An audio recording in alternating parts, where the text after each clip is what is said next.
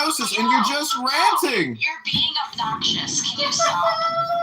Yeah, bro. I want to just point out real quick. Back up. Just chill, bro. Like, we love, people like your energy, but you don't got to cut people off, bro, and, like, yell at them and stuff, all right? Just chill.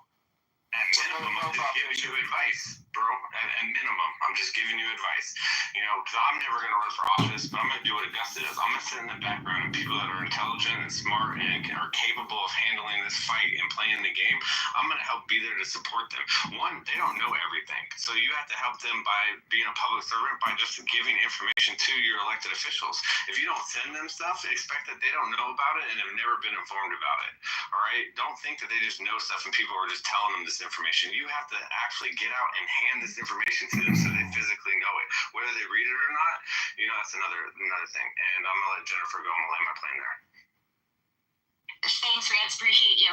Guys, and not all congressional seats, I know Chaney's laughing right now, not all congressional seats are created equal. Okay, if you look at the vast majority of Congress people who you would actually know if they were walking down the street, it's actually minuscule.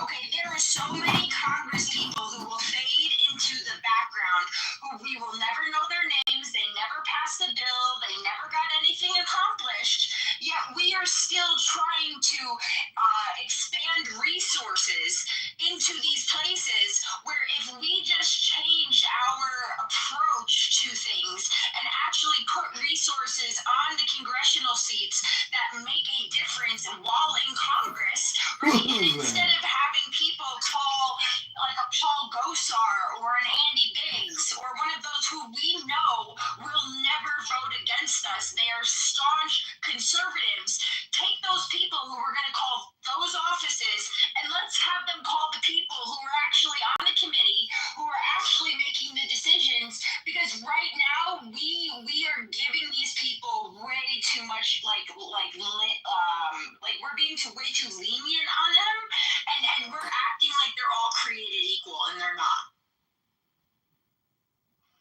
Yeah, 100%.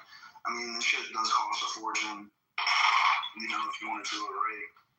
And it will also take a tremendous amount of effort of people's free time and energy. So I highly suggest two things. Here's some tips. When you're doing creatives, I gave you this advice the other day, John. But when you're working on creatives and you have a creative team, let's say running an attack ad, right? Because your attacking is going to need to be on point, by the way. If you're running one of these races, because you will be attacked, and it's very rare will you run a campaign where there are no attack ads.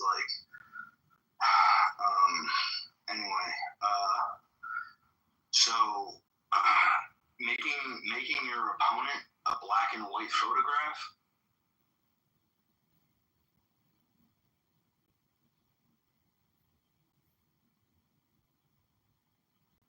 Did I cut it out? Black and white photograph. I always assume it's me. No. That's not me. That's not gonna hear. Is it him? No.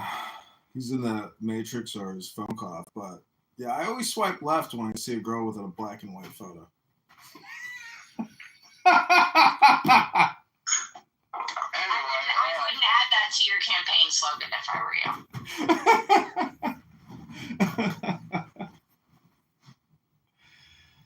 Are we about to crash? I hope so.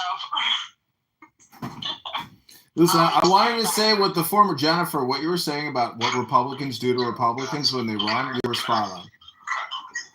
Real quick, can I just finish my thought though?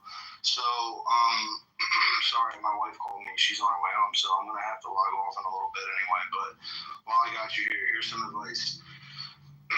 Making your opponent have a shade of yellow or green gives them the idea that they're sickly. Okay, so when you're running an attack ad, give them either a black and white photograph or make them look sickly, and it makes them look older than they actually are as well.